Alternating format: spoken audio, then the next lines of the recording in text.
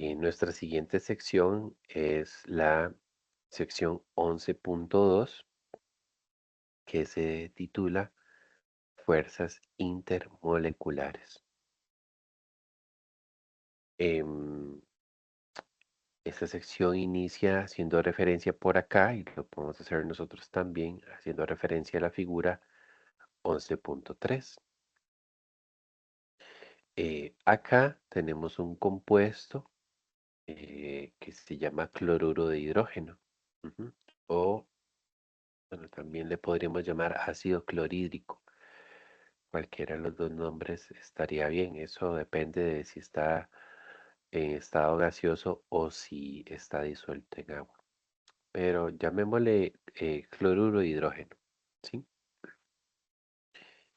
Em, si recordamos un poco ya los principios de la química 1, em, recordaremos que el cloro pues es bastante electronegativo. El hidrógeno no se queda atrás, la verdad, pero sí hay una atracción fuerte, o este enlace hidrógeno-cloro es un enlace bastante fuerte. Em, y en cierto modo, este lado de la molécula, ¿sí? La parte de cloro, en cierto modo está como con una cierta polaridad, ¿no? Este tiene cierta carga negativa más que el lado del hidrógeno que tiene una cierta carga positiva. Este enlace es un enlace covalente, ¿sí? Recordarán que un enlace covalente es un enlace donde se comparten electrones.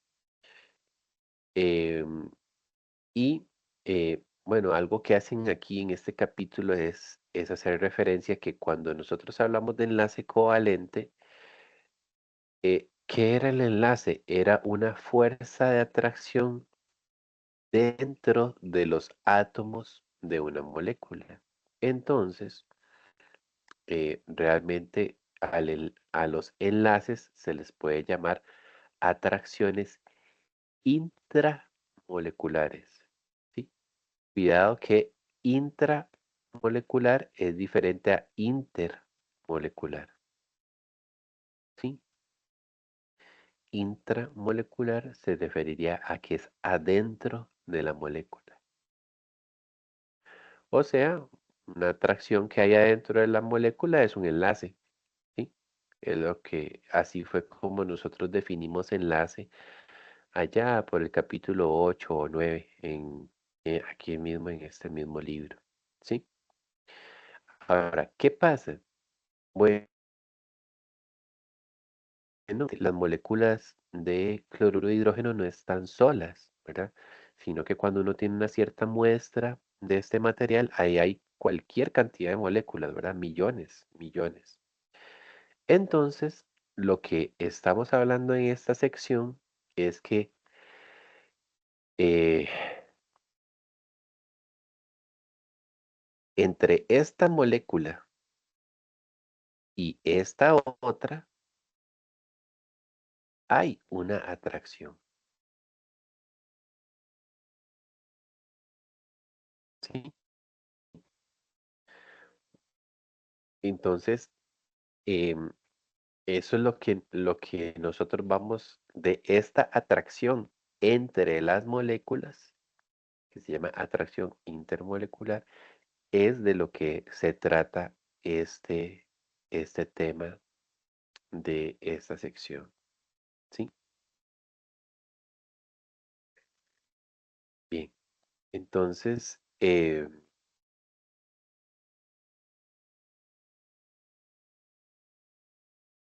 es bien importante que eso lo tengamos claro, ¿verdad? Porque cuando nosotros estuvimos hablando de enlace, ¿qué tipos de enlace teníamos? Teníamos enlace iónico, teníamos enlace metálico y teníamos enlace covalente, ¿sí? Esos fueron los enlaces o los tipos de enlaces que nosotros estuvimos estudiando. Pero ahora no nos vamos a enfocar en la fuerza entre los átomos de, dentro de una molécula, sino en la fuerza entre las eh, diferentes moléculas. ¿Sí? Em, bien, ¿por qué son importantes estas fuerzas intermoleculares? Bueno, tal vez una de las principales cosas es porque muchas propiedades de los líquidos, incluyendo por ejemplo los puntos de ebullición, reflejan la intensidad de las fuerzas moleculares. Ujú. Em, entonces, eso también tendrá que ver con los puntos de fusión, ¿sí? Porque los puntos de fusión sería la temperatura que yo necesito para que los sólidos logren aumentar eh, su velocidad o su energía cinética, eh, y logren vencer las fuerzas intermoleculares. Si las fuerzas intermoleculares son intensas, entonces el punto de fusión será mayor. Ujú. O sea, ocupará una temperatura superior para vencer las fuerzas que mantienen unidas a las moléculas. Entonces, desde ese punto de vista, es muy importante que empecemos a hacer esa relación entre que las fuerzas intermoleculares van a afectar las propiedades físicas de em, las sustancias. ¿Sí? Em, ya hablando propiamente de los tipos de fuerzas eh, que vamos a estar hablando, em, dice por acá que tenemos que en las moléculas eléctricamente neutras existen tres tipos de atracciones intermoleculares. Tenemos las fuerzas de dispersión, tenemos otras fuerzas que les llamamos atracción dipolo-dipolo y tenemos otras fuerzas que le llamamos enlaces de hidrógeno. ¿Sí? Em, las, las dos primeras, ¿sí? Que serían, en este caso, dispersión y dipolo-dipolo, las dos primeras se conocen en conjunto como fuerzas de Van der Waals, ¿sí? Em, que fue quien propuso una ecuación para la desviación de los gases respecto al comportamiento ideal y entonces eh, él empezó a hablar de esas interacciones, que esas interacciones era lo que hacía que los gases no siguieran la ecuación de gas ideal. Y la otra, el otro tipo de fuerza que vamos a tener por aquí serían las fuerzas ion dipolo. Ujú. De todas maneras, más adelante, aquí mismo en esta misma sección, vamos a hablar ya más a fondo de cada una de las cuatro fuerzas, ¿sí? Dispersión, dipolo y dipolo, enlaces de hidrógeno y la fuerza ion dipolo, ¿sí? Muy bien. Entonces, por acá lo que nos hablan es que esas interacciones intermoleculares son electrostáticas, o sea, tienen que ver con la carga eléctrica, ¿sí? Em, es algo muy, muy semejante a como cuando comentábamos eh, el enlace iónico, ¿sí? Solamente que en las moléculas no son iones, ¿cierto? Recuerden, son fuerzas intermoleculares, o sea, son sustancias que en realidad no están cargadas. Ujú. No están cargadas, pero que por ciertos factores sí aparecen ciertos dipolos o atracciones, ¿verdad? O diferencias de carga que hacen que se manifiesten las eh, eh, diferentes fuerzas. ¿Sí? Bien, antes de ver entonces lo que serían las fuerzas de dispersión y explicarlas un poquito, por acá tenemos la tabla 11.2 que nos hace una compilación de este efecto de cuál es el tipo de enlace químico que hay en una sustancia y qué influencia tiene eso sobre propiedades físicas, por ejemplo, como el punto de fusión y ebullición. Em, Aquí, ¿verdad? Es muy interesante ver que nos ponen sustancias iónicos, metálicos y covalentes, ¿sí? Y nos ponen aquí, pues, los diferentes puntos de fusión y de ebullición. Em, Bueno, estas sustancias en particular, estas tres que pusieron aquí como ejemplo, son de valores sumamente altos, ¿verdad? El diamante, por ejemplo, que es en realidad un acomodo de átomos de carbono, tiene unos valores aquí sumamente altos debido a la estructura que tiene, ¿sí? Es una estructura eh, sumamente estable y dura, ¿verdad? Entonces, vencer esas energías es realmente complicado. Ujú. Em, pero en general otras sustancias covalentes exhibirían puntos de ebullición y fusión más bajos, ¿verdad? El diamante es que es en realidad como una excepción, ¿verdad? O un caso muy particular.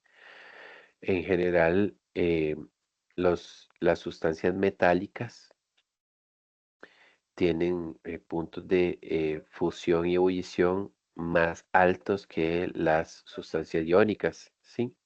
Normalmente es así. Entonces, aquí lo podemos observar, ¿verdad? Que realmente los metales, como el berilio, por ejemplo, tiene un punto de fusión más alto que los enlaces, que el fluoruro de litio que tiene enlace iónico. Ya cuando estamos hablando de fuerzas intermoleculares, o sea, de sustancias que son moléculas, por ejemplo, una molécula de nitrógeno, lo que presenta son fuerzas de dispersión. Entonces vemos que sus puntos de ebullición y fusión son sumamente bajos, sumamente bajos. Eh, Otra sustancia como el cloruro de hidrógeno, que ya la mencionábamos anteriormente aquí en esta sección, tiene fuerzas dipolo-dipolo. En ese caso, sus puntos de fusión y ebullición son un poquito más altos que para las fuerzas de dispersión. Y la fuerza intermolecular más intensa son las fuerzas que llamamos enlaces de hidrógeno o en otros libros se conocen como puentes de hidrógeno. Em, por ejemplo, el fluoruro de hidrógeno tiene formación de puentes de hidrógeno y eso ocasiona que sus puntos de fusión y ebullición sean aún superiores que los de las otras fuerzas. Entonces, aquí si tuviéramos que hacer una representación de hacia dónde crecen estas fuerzas crecen aquí hacia abajo, ¿sí? O sea, las de dispersión son más débiles que las dipolo-dipolo y estas a su vez más débiles que los enlaces de hidrógeno. Y lo que podemos ver es que entonces entre más fuertes sean las fuerzas intermoleculares, mayores van a ser los puntos de fusión y también mayores van a ser los puntos de ebullición. Súper. Muy bien. Entonces, lo que sigue acá es mm, ya propiamente hablar de los diferentes tipos de fuerza que tenemos. Ujú. Y tenemos aquí como subsección las fuerzas de dispersión. Em,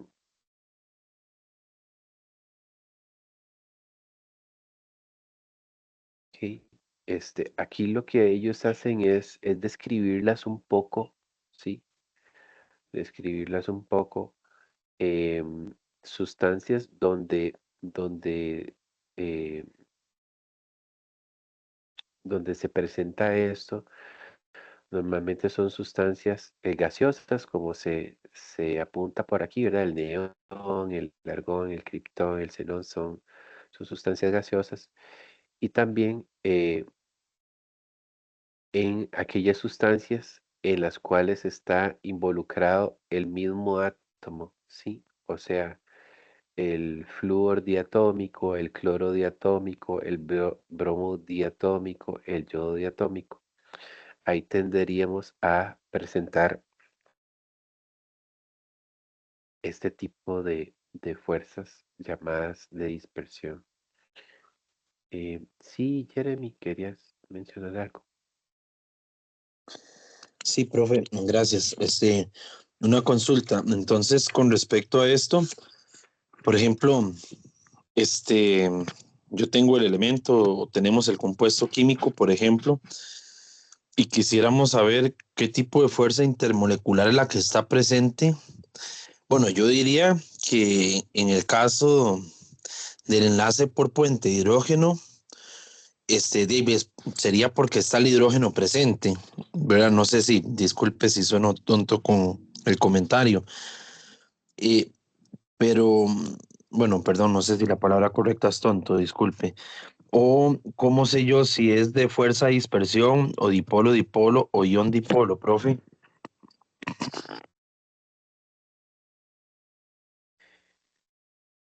Sí, excelente. Eh, Mira, precisamente lo que hace acá la sección es explicarnos un poco las características de estas fuerzas, ¿sí? Y cuándo se presentan. Entonces, es muy importante para nosotros no solamente entender eh, eh, la definición o las características de las fuerzas, sino también poder predecir cómo, em, cuándo se presentan, ¿verdad? ¿Cómo lo puedo saber con solo ver la fórmula? Más adelante aquí en la sección viene una figura, ya te digo, es la figura 11-14, por si gustan. Ya la vamos a revisar nosotros aquí, pero si tienen su libro por ahí y quieren irla visualizando, pues esa es la clave, digamos, de esta sección, porque sí viene mucha información, ¿verdad? Al final, lo que nos interesa es eh, sintetizar todo por medio de esta figura 11-14 que ya la vamos a ver, ¿sí? Em, Bien, pero entonces acá lo que hablan un poco, ¿verdad? Es para no leerlo del todo, pero hablan de que en algún momento, ¿verdad? Aunque la molécula, ¿qué pensaríamos en el flúor, en una molécula de flúor 2 de que los dos átomos de flúor tienen la misma fuerza, ¿sí? Entonces se presenta en algún momento una disparidad en esa fuerza. Uno diría, tenderíamos a pensar que no, porque los dos átomos son de la misma sustancia y tienen la misma fuerza. Pero la realidad es que esa atracción que los mantiene unidos es como tensa, ¿verdad? Entonces en algún momento uno de los dos jala un poquito más que el otro, por llamarlo así. Entonces se produce algo que le llaman dipolo instantáneo. ¿sí? O sea, como que de repente aparece algún cierto tipo de polaridad, pero no es permanente, ¿sí? Y precisamente eso de que de repente haya un polo positivo, polo negativo, genera atracciones con las otras moléculas, ¿verdad? Tal vez un poco más se puede entender aquí, ¿verdad? Con el esquema de la figura 11.4, ¿sí? Eh, ¿Verdad? Tengo el átomo A y el átomo B, ¿sí? Eh, y lo que vemos es que los electrones están en franco movimiento, ¿sí? Están en franco movimiento. Entonces, em, no siempre vamos a tenerlos, como decir, neutrales, ¿verdad? O sin polarización, como le llaman aquí, ¿verdad? O sea, sin polos. Em, pero de repente, sí, yo podría tener que por la ubicación de los electrones en algún momento sí se muestre, no permanentemente, pero como una manera instantánea, una cierta positividad y negatividad en alguno de los dos lados, ¿sí? Incluso también se podría dar el caso en que eh, ambos átomos al mismo tiempo muestren estos dos polos momentáneos, ¿verdad? Entonces, claro, si de repente este lado del átomo A se cargó más o menos positivo y el átomo B se cargó de este lado aparentemente negativo, surge una atracción, ¿verdad? Positivo y negativo se atraen, ¿verdad? Como en los imanes, ¿verdad? El polo norte se atrae con el polo sur, ¿verdad? Y si uno los pone norte con norte, se repelen. Entonces es eso, ¿verdad? Tratar de explicar de que en algún momento, aunque sean átomos del mismo elemento, pueden presentarse estas pequeñitas polaridades, ¿sí? Y eso es a lo que se le llama entonces las fuerzas de dispersión. Ujú. Em, Quizá unas que son un poquito más fáciles de entender son las en las que sí hay un dipolo permanente. Tal vez antes de ver las dipolo-dipolo, un aspecto importante aquí a resaltar es que el tamaño molecular y la masa en general son paralelos entre sí. Pues las fuerzas de dispersión tienden a incrementar su intensidad cuando aumenta la masa molecular, ¿sí? ¿Eso qué querría decir? Bueno, eso lo podemos ver en la figura 11.5. Precisamente si vemos el yodo, el bromo, el cloro y el flúor, los cuatro son del grupo 7.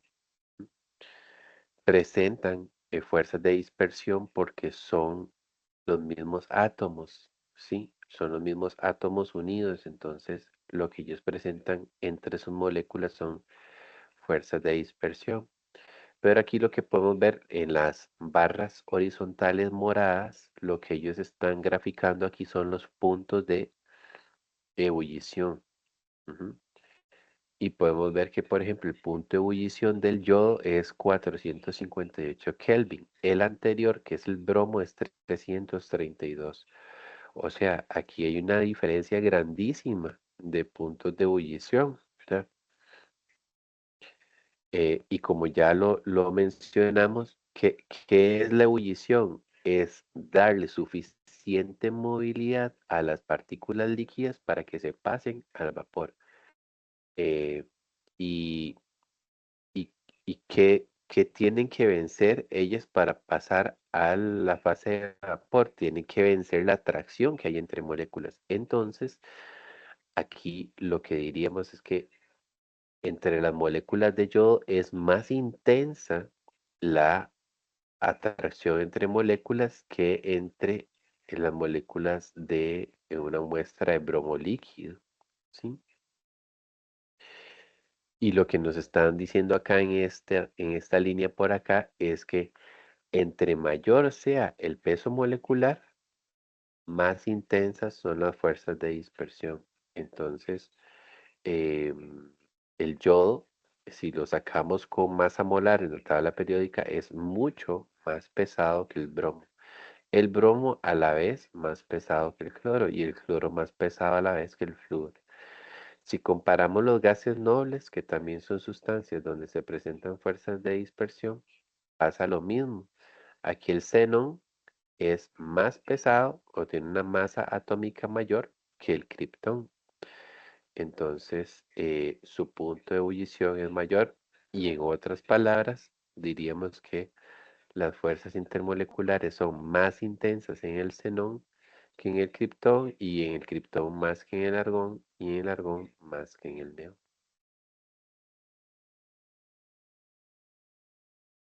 Jeremy, sí, adelante. Profe, disculpe que lo vuelvo a molestar. Este, y podríamos pensar que esto está dado por la disponibilidad electrónica en las diferentes capas y subcapas en su, no sé cómo decirlo, en su estructura electrónica, tal vez. O no tiene que ver, nada que ver ahí. Sí, sí, o sea, fíjate que, em, ¿verdad? Aquí lo que dicen es, ¿verdad? En general, la polarizabilidad, o sea, esto de que aparezcan polos, se incrementa al crecer el número de electrones en un átomo o molécula, ¿sí? Entonces, claro, si nosotros vamos a ver, hagámoslo. Aquí yo tengo el libro a mano. El yodo es el elemento 53, el bromo es el elemento 35. ¿Eso qué quiere decir? Que el yodo tiene casi 20 electrones más. O sea, en tamaño atómico, él es mucho más grande y tiene muchos más electrones. Ujú. Entonces, eso facilita que sea más polarizable, o sea, que aparezcan estos dipolos momentáneos con más, porque claro, tiene más electrones y más tamaño. Pero a la vez ese más tamaño es más masa, que es lo que nos dice aquí, ¿verdad? Entonces lo puedes ver desde los dos puntos de vista.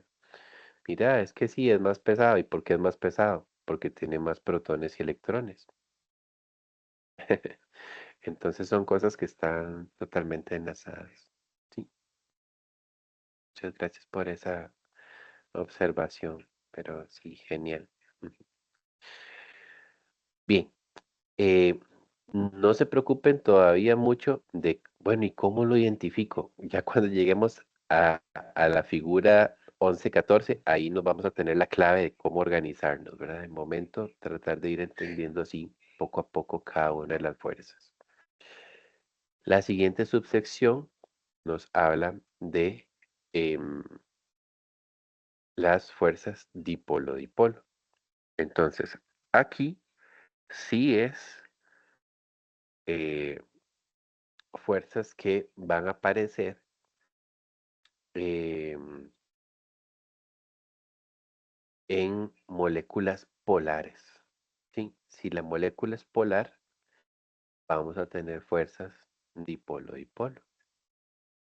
Entonces, em, ¿por qué se originan? En realidad, la explicación es muy, muy parecida a lo que dijimos antes para las de dispersión, ¿verdad? Son atracciones electrostáticas, ¿sí? Hay un extremo de la molécula que está parcialmente positivo y hay otro extremo de la molécula que está parcialmente negativo. Positivo y negativo se atraen, ¿sí? En realidad, mm, no es, como les digo, no es muy distinto a como explicamos dispersión, salvo que en dispersión la molécula no es polar,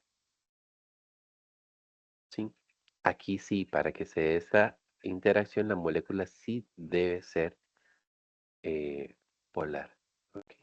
Entonces, em,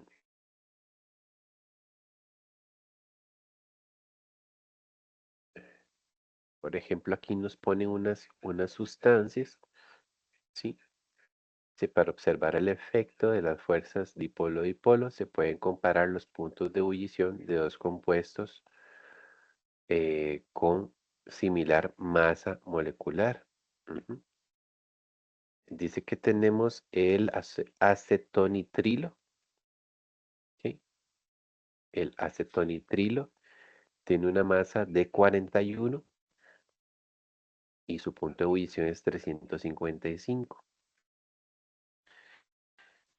Eh, y, y por otro lado tenemos el propano, esa molécula, o sea, de 44 a 41 es muy parecida, pero el punto de ebullición del propano es bastante más bajo, es 231, mientras que para el acetonitrilo es 355. ¿Ok? ¿Y cuál es la diferencia que hay entre estas dos sustancias? Ya no es un asunto de peso, ¿verdad? No es que, mira, es que como es más pesada, como la molécula es más grande, ¿verdad? Ya no es un aspecto de masa, porque en realidad tienen masas prácticamente iguales. Entonces, ¿qué es lo que está sucediendo? Bueno, nos dicen que el acetonitrilo es una molécula polar, ¿ok? Su momento dipolar es 3.9D. Ujú. No sé si recuerdan que esta D mayúscula se utilizaba para medir, son unas unidades para medir el momento dipolar. Pero en general, entre más grande este número, más polar es la molécula. Eh, y aquí lo que nos dicen es que el propano es esencialmente no polar. ¿Ok? El propano no es polar. Entonces, no tiene fuerzas de atracción dipolo-dipolo. Ujú. Entonces, aquí lo que podemos ver, entonces, es que eh, esta diferencia, ¿verdad? En la polaridad eh, nos ocasiona una diferencia en los puntos de ebullición. Acá, ¿verdad? Ellos han hecho una comparativa en la figura 11.7 para ver cómo son las atracciones dipolo-dipolo, ¿verdad? Es el acetonitrilo también, si no me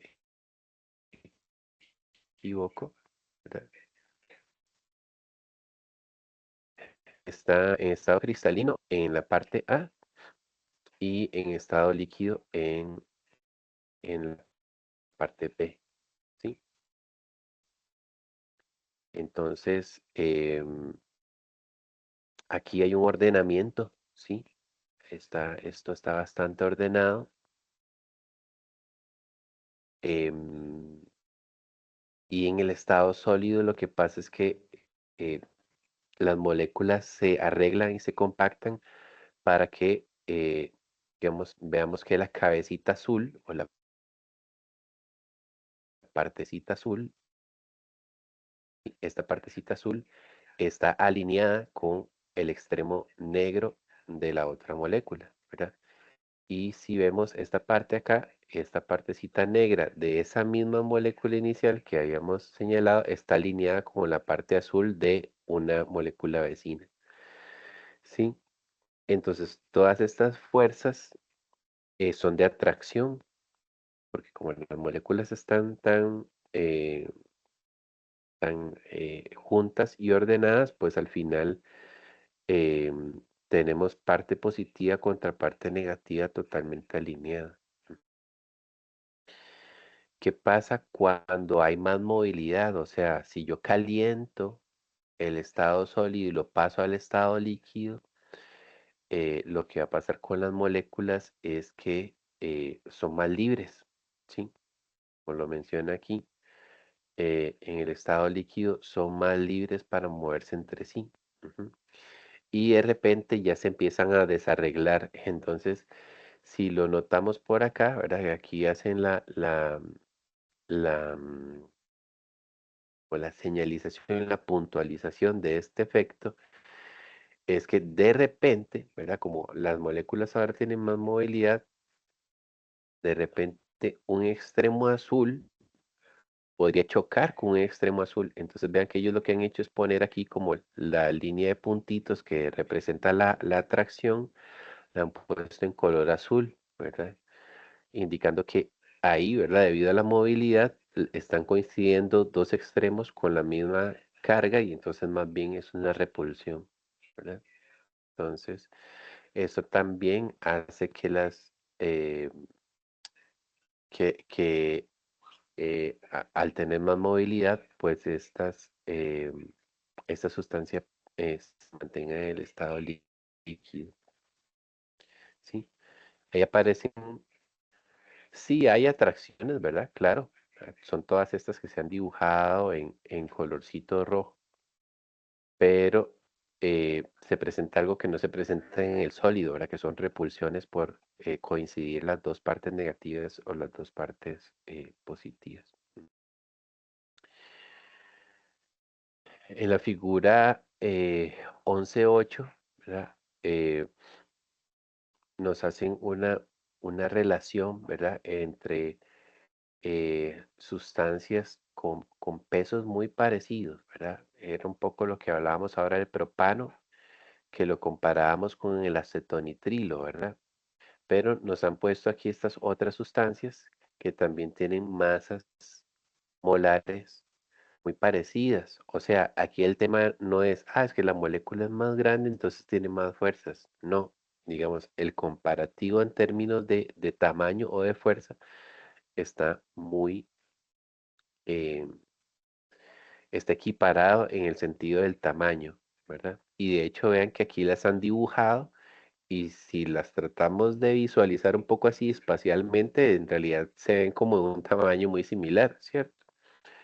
Pero ¿qué es lo que pasa? Bueno, el propano, como son puros enlaces covalentes, carbono e hidrógeno, no tiene polaridad. Entonces, aquí lo que podemos ver es que eh, esta letra griega mu, ¿verdad? Se utiliza para representar el momento dipolar y es prácticamente cero, ¿verdad? Em, y acá ya sí empezamos a ver, por ejemplo, el éter dimetílico sí tiene una cierta polaridad. ¿Por qué? Porque tiene oxígeno, ¿sí? Tiene oxígeno, que por acá arriba tiene electrones libres. Lo que pasa con el éter dimetílico es que, ¿por qué es menos polar que el acetaldehído, por ejemplo? Y es que el acetaldehído también tiene oxígeno, pero lo tiene en un punto extremo. En cambio, el éter dimetílico tiene el oxígeno rodeado por dos átomos de carbono. Entonces eso le da menos polaridad a la molécula. Ujú. Y definitivamente en esta comparativa, el más poderoso en términos de polaridad es el acetonitrilo. ¿Por qué? Porque bueno, este enlace aquí, carbono-nitrógeno, es un enlace triple y aparte de eso, el nitrógeno tiene aquí a este extremo exactamente, o sea, totalmente al extremo de la molécula, tiene un par de electrones libres, entonces tiene una fuerza, ¿verdad? Una fuerza marcada hacia allá demasiado poderosa por ese efecto del enlace triple más el par de electrones libres en el extremo. Entonces tiene muchísima más polaridad. Entonces, de todas estas moléculas, ¿cuál podríamos decir que tiene mayores fuerzas intermoleculares? Definitivamente el acetonitrilo. ¿Por qué? Porque es más polar. Ujú. Y si revisamos los puntos de ebullición, eso también coincide, que entre más fuerte es eh, el dipolo, mayor es el punto de ebullición, ¿verdad? O sea, imaginándolo como un imán, ¿verdad? Esto es un imán más fuerte que los anteriores. Entonces, cuando se encuentra con otras moléculas, la atracción entre ellas es todavía más. eh, intensa. ¿Sí? ¿Estamos? Entonces, bueno, igual aquí nos dan como un pequeñito tip, ¿verdad? Para moléculas de masa y tamaño aproximadamente iguales, la intensidad de las atracciones intermoleculares aumenta cuando crece la polaridad. ¿Sí?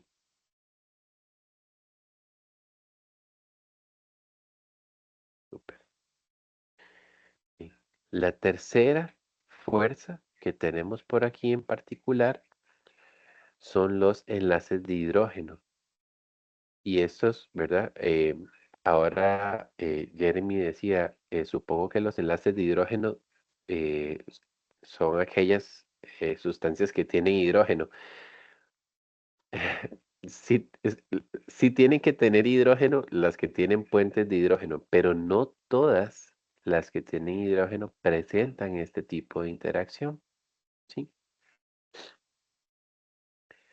Eh, Aquí, ¿verdad? Por ejemplo, en la figura 11.9 nos, nos han puesto por acá eh, unos ejemplos, ¿verdad? ¿Y qué vemos en estos gráficos? ¿O cuál es la idea en la interpretación ahí? Em, Aquí podemos ver que el carbono tiene hidrógeno, ¿sí? Asociado, en este caso, este compuesto se llama metano, ujú, pero vemos que su punto de ebullición es muy bajo, ¿no? Unos 110, más o menos. Unos 110 sería lo que se leería aquí en esta escala. Pero si nosotros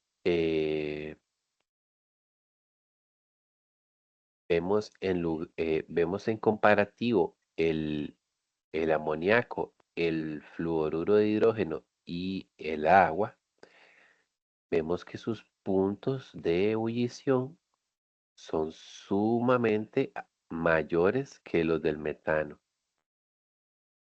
Entonces, a pesar de que estamos hablando de un elemento, digamos, como el oxígeno, enlazado a quién? A hidrógenos. Flúor enlazado a quién? A hidrógeno. Nitrógeno enlazado a quién? A hidrógeno. Carbono enlazado a quién? A hidrógeno. O sea, estos cuatro diríamos que son como de la misma familia, ¿verdad? Eso es lo que pensaríamos, porque es un único elemento que está asociado contra hidrógenos. Pero eh, definitivamente los compuestos, ¿verdad? Es el comentario que se aquí, amoníaco, hidrógeno, perdón, amoníaco, agua y fluoruro de hidrógeno tienen puntos de ebullición más altos de los esperados, ¿verdad? Que vean que aquí, eh, ¿qué pasa ya después de esta comparativa? Digamos, por ejemplo, aquí el silicio, el germanio y el estaño, vean que sí van incrementando su punto de ebullición, digamos que de una manera normal. ¿En qué sentido? Bueno, recordemos que entre más pesados sean, pues mayor es su punto de ebullición, ¿verdad? Aquí se logra notar de que sí hay una tendencia. Igual con todo esto que tenemos por aquí, digamos, todos estos que tenemos por acá, vemos que pues en cierto modo van creciendo, ¿no? En una manera regular o que exhibe un comportamiento muy parecido, pero definitivamente los que se salen aquí de comportamiento son estos cuatro primeros em, que se mencionan por acá. ¿Sí? Entonces, ¿qué es lo que pasa? Bueno, hay algo distinto, ¿verdad? Cuando cuando el hidrógeno está enlazado a oxígeno, flúor o nitrógeno, hay algo que no está pasando en los otros elementos. Entonces, precisamente los científicos lo encontraron, ¿verdad? Y es lo que nos mencionan acá más adelante. Y ellos lo definieron como este, enlaces de hidrógeno, ¿sí? Es un tipo especial de atracción intermolecular entre átomos de hidrógeno en un enlace polar, particularmente cuando es hidrógeno-flúor, hidrógeno-oxígeno o hidrógeno-nitrógeno, ¿sí? Y un par de electrones no enlazantes de un ion o un átomo pequeño electronegativo cercano, usualmente flúor, oxígeno o nitrógeno de otra molécula, ¿sí? Entonces, aquí nos lo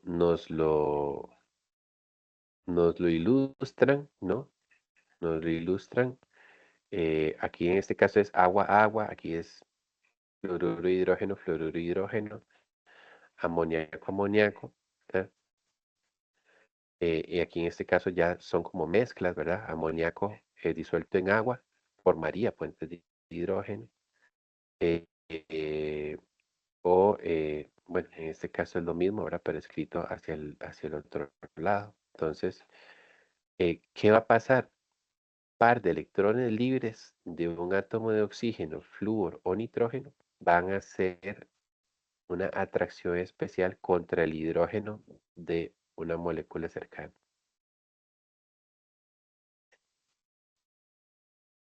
Es algo especial, o sea, es un poco complicado de explicarlo, ¿sí? Es simplemente un hecho de la naturaleza, es un hecho que se ha podido visualizar experimentalmente que en efecto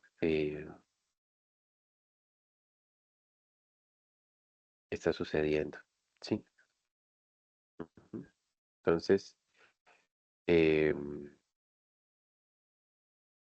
aquí lo explica un poco más, ¿verdad? Pero básicamente diríamos, si tenemos presencia de estos tres, pues, o de alguno de ellos tres, podríamos adelantarnos de que la sustancia va a tener puentes de hidrógeno.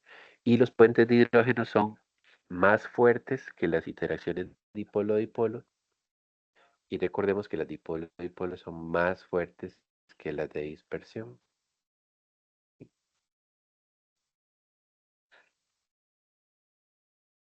Por ejemplo, aquí en este ejemplo resuelto 11.1 nos dice cuál de estas sustancias es probable que un enlace de hidrógeno desempeñe un papel importante al determinar sus propiedades físicas. Metano, luego nos hablan aquí de la hidracina,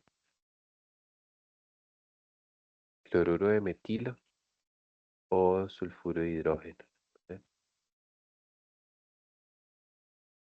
Entonces, dice, ¿verdad? En el análisis todos los compuestos tienen hidrógeno, pero el enlace de hidrógeno o el puente de hidrógeno se presenta cuando tengo hidrógeno eh, eh, enlazado con nitrógeno, oxígeno, flúor, ¿sí? Entonces, en ese caso, rápidamente nosotros podemos descartar el metano y el sulfuro de hidrógeno, ¿sí? ¿Por qué? Porque aunque tienen hidrógeno, en estas moles yo no tengo ni flúor, ni nitrógeno, ni oxígeno, ¿verdad? Entonces, estas dos quedan descartadas, ¿verdad? Aquí lo menciona, ¿verdad? El criterio elimina a estos dos porque no tienen el hidrógeno enlazado a nitrógeno, oxígeno y flúor, ¿verdad? Sí, ok. Eh, ¿Verdad? Aquí lo que nos indica, ¿verdad? En el siguiente comentario es, también se elimina el fluoruro de metilo, ¿sí? cuya estructura de Lewis muestra un átomo central de carbono rodeado por 3 hidrógenos y un átomo de flúor. ¿Ok?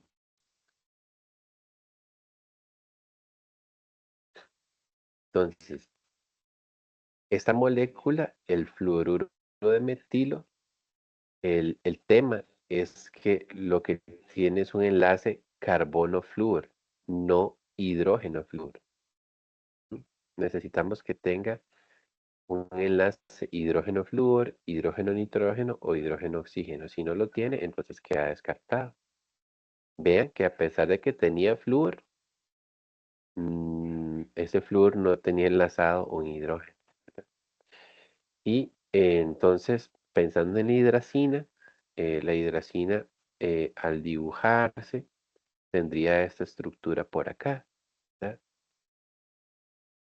Esa es la estructura de Lewis de la hidracina. Entonces, ¿qué es lo que pasa?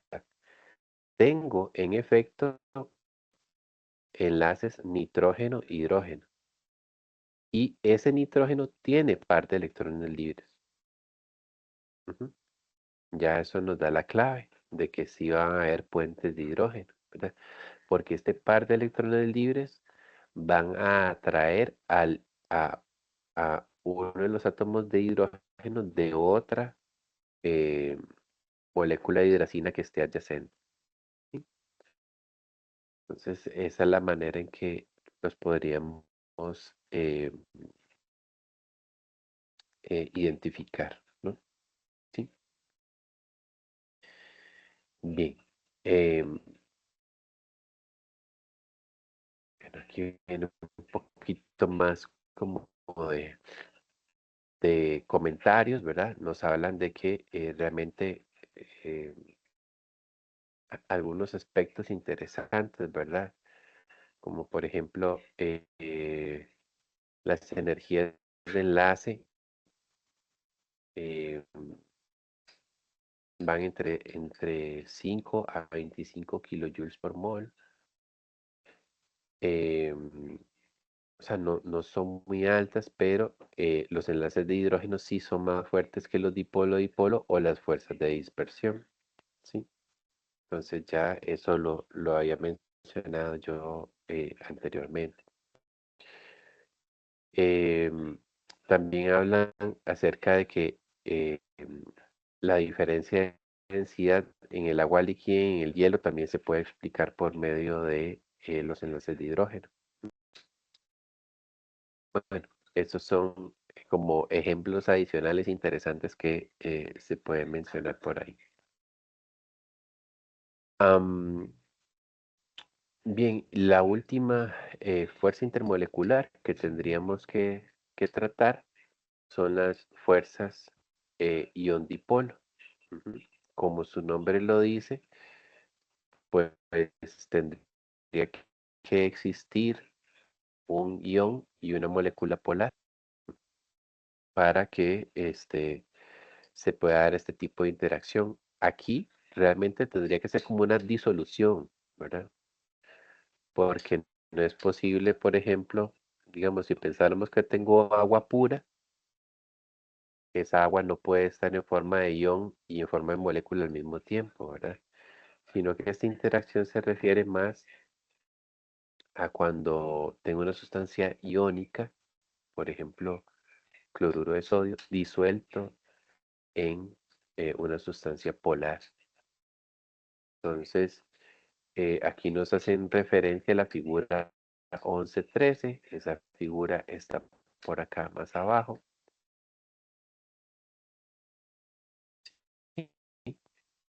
Entonces, ¿qué es lo que está sucediendo? Bueno, cuando el cloruro se separa en iones sodio y en iones cloruro. El ion cloruro es negativo.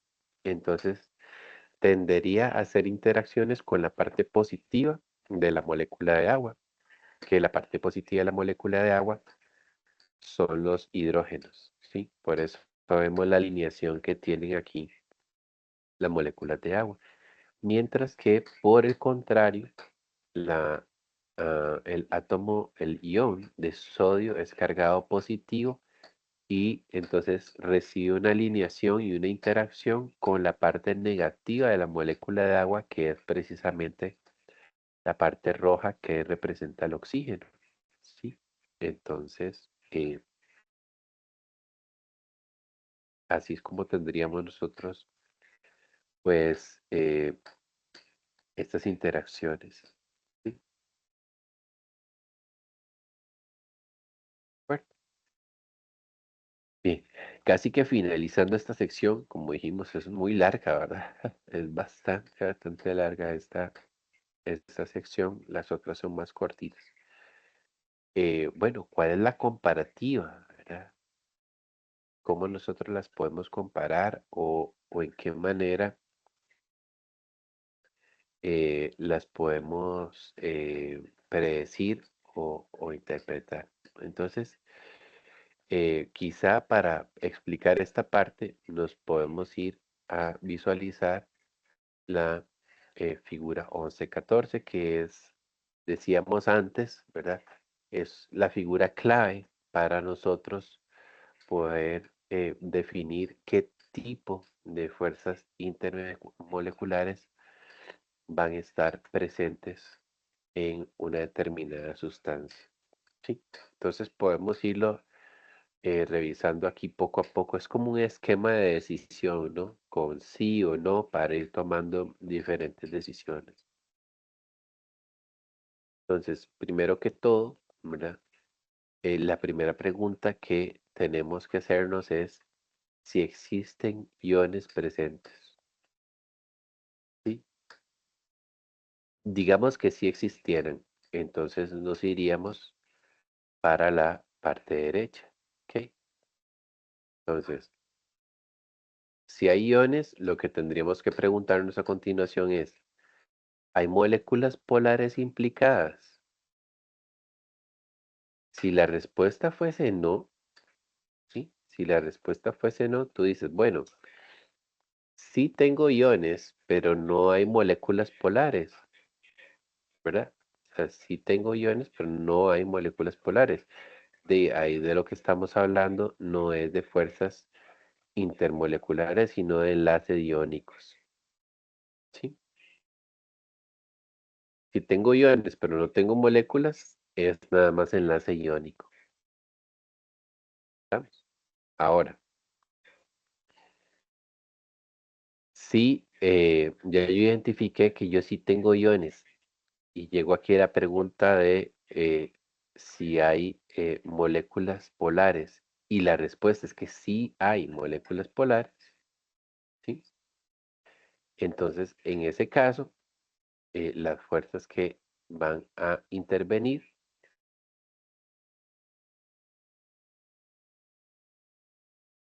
son las fuerzas ion-dipolo. Ejemplo de eso, cloruro de sodio, que es un ion, disuelto en agua, que es una molécula polar. Vamos. Sí. Es como la parte derecha del árbol de decisión. ¿Ok? Ahora, supongamos que vamos otra vez al inicio y decimos, existen iones presentes y digamos que más bien nos vamos a ir por el lado izquierdo y decimos, no hay iones presentes. Entonces, la siguiente pregunta sería aquí, ¿hay moléculas polares? ¿Hay moléculas polares implicadas? Entonces ahí tendríamos dos caminos. El más sencillo es que no tengamos moléculas polares implicadas, ¿sí? Entonces no tengo iones y no tengo moléculas polares. Entonces en ese caso serían solamente fuerzas de dispersión, ¿sí? ¿Sí? Profe, ¿cómo sabemos que el CH4 y que el Br2 no son polares? Bueno, eso es un tema de química uno, ¿verdad? Pero repasando aquí rápidamente, en general, una molécula lo que tiene enlazados son átomos del mismo elemento, de fijo es no polar. Ujú. Y la otra cuestión es que si en una molécula los átomos que están unidos están muy cerca entre sí en la tabla periódica, significa que probablemente tienen fuerzas, tienen electronegatividades muy parecidas.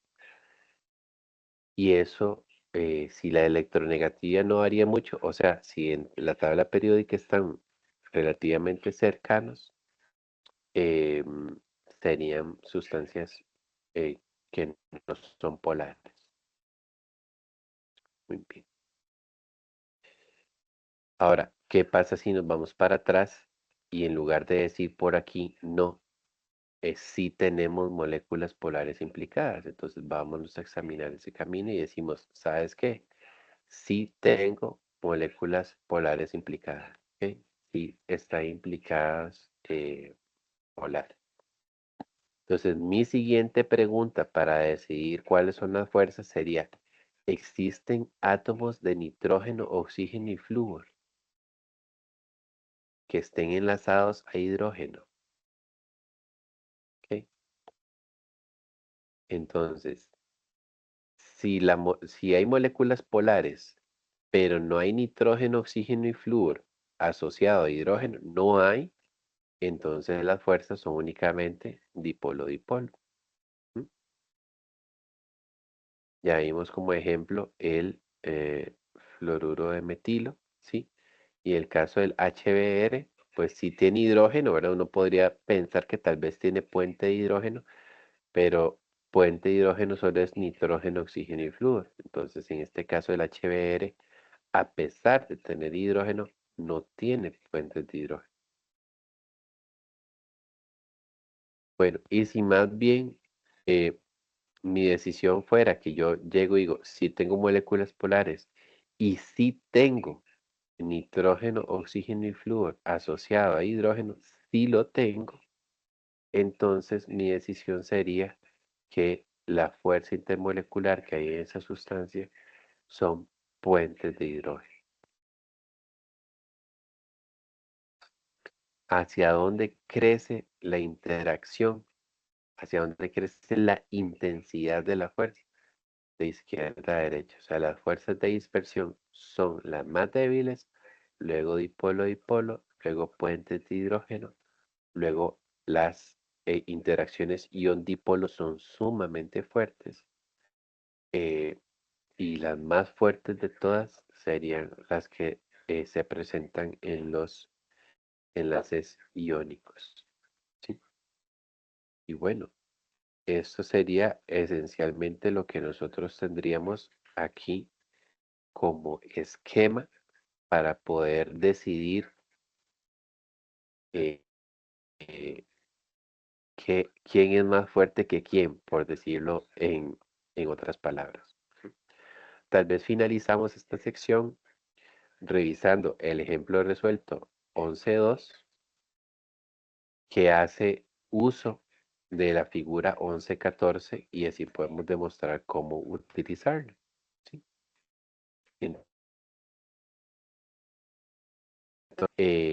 ¿Verdad? El ejemplo se trata de predecir los tipos y las intensidades de las fuerzas. ¿Ok?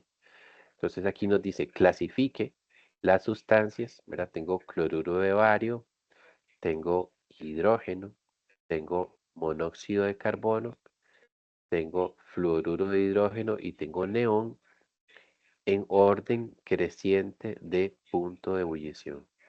¿Ok? Entonces, ok, analicémoslo un poco. Eh, Orden creciente de punto de ebullición significaría quién tiene fuerzas más intensas. ¿Ah? O sea, quién tiene un punto de ebullición más bajo, el que tenga fuerzas de dispersión, el que tenga las fuerzas más bajas. ¿Sí? Mientras que que tenga fuerzas más altas será de punto de ebullición más alto. Vamos. Eh, algo que, algo que em,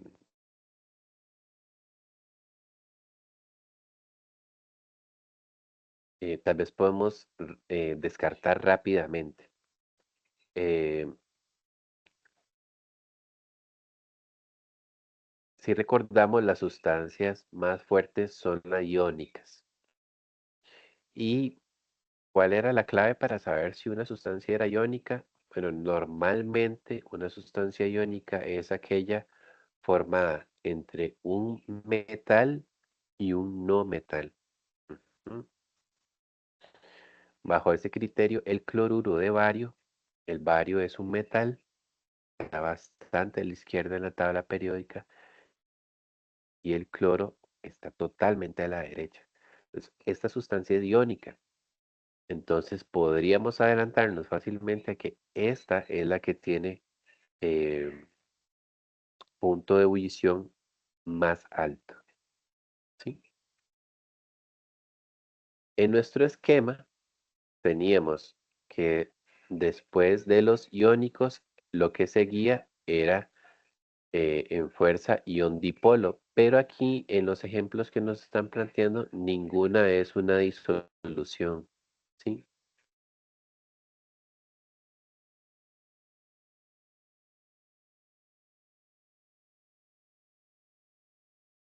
En ese caso, este nivel lo descartaríamos porque no tenemos ninguna disolución. Así que al que seguiríamos chequeando es ver si tenemos alguna de las sustancias que tenemos ahí, puede tener puentes o enlaces de hidrógeno. ¿Sí? Entonces, si lo chequeamos, pues el hidrógeno, el hidrógeno tiene hidrógeno, ¿verdad? Pero recordemos que puentes de hidrógeno era tener hidrógeno contra flúor, oxígeno o nitrógeno. En este caso podemos ver que es el HF, ujú, el que tiene em, esta característica. O sea, el fluoruro de hidrógeno va a tener puentes de hidrógeno. Entonces, él sería el que seguiría en nuestra escala de eh, clasificación. ¿Sí? Bien. em, Después de eso, ¿verdad? Después de puentes de hidrógeno, tenemos dipolo-dipolo. En dipolo-dipolo necesitaría que haya moléculas polares, pero eh, si revisamos por acá, ¿verdad? Eso nos permite descartar dos rápidamente, porque el monóxido de carbono es una sustancia polar. Ujú. Este oxígeno tiene pares de electrones libres y eso le da un carácter de polaridad a esta molécula, ¿sí? Así que nuestro orden vendría siendo la sustancia iónica, la que tiene puentes de hidrógeno y luego la que es dipolo-dipolo. Entonces solo nos queda establecer el orden eh, para el hidrógeno, ¿sí? Y para el neón, ¿sí? Ahí, ¿cómo haríamos para hacer esa distinción? ¿Cuál es más bajo? Bueno, estas dos sustancias, tanto el neón como el hidrógeno, son no polares. Ajá. ¿Cómo sabemos que el neón es no polar? Porque es un gas noble. ¿Sí? Y el hidrógeno, bueno, porque está enlazado a él mismo. Entonces, recordemos que una de las claves para identificar eh, que una molécula es no polar es que esté enlazada con ella misma, ¿verdad? Con el mismo elemento. Entonces, los dos tienen fuerzas de dispersión bajo ese entendido. ¿Ok? Y si recordamos, la clave para las fuerzas de dispersión era que entre más grande fuera el átomo, entre más electrones tuviera, entre más masa tuviera, más grandes son las fuerzas de dispersión. Entonces uno diría, bueno, el hidrógeno tiene una masa atómica que vale 1. Entonces la molécula de hidrógeno diatómica tiene un peso molecular de 2. El neón tiene un peso molecular, ya lo vamos a buscar aquí en la tabla, de 20,18. O sea, el neón es bastante más grande y pesado que el hidrógeno. Entonces, definitivamente, el neón tiene fuerzas de dispersión mayores que las que se presentan en el hidrógeno. Así, ¿verdad? Siguiendo todos los tips, nuestra clasificación sería que el más bajito es el hidrógeno. Luego seguiría el neón. Ellos dos tienen fuerzas de dispersión. Después de ellos dos seguiría el monóxido de carbono porque es polar. Después seguiría el fluoruro de hidrógeno porque forma puentes de hidrógeno. Y el más fuerte aquí, el que tiene punto de ebullición más alto, definitivamente sería el cloruro de bario porque es un compuesto iónico. Y bueno, esa es la sección 11,2, ¿verdad? Donde hemos tomado la figura 11,14 para tener un método sistemático de cómo identificar las fuerzas intermoleculares y lo que hay que hacer es pues entrenarnos bien en cómo utilizar esta figura para entonces poder predecir las diferentes fuerzas presentes y cómo esas fuerzas afectan las propiedades físicas como por ejemplo punto de fusión y punto de ebullición.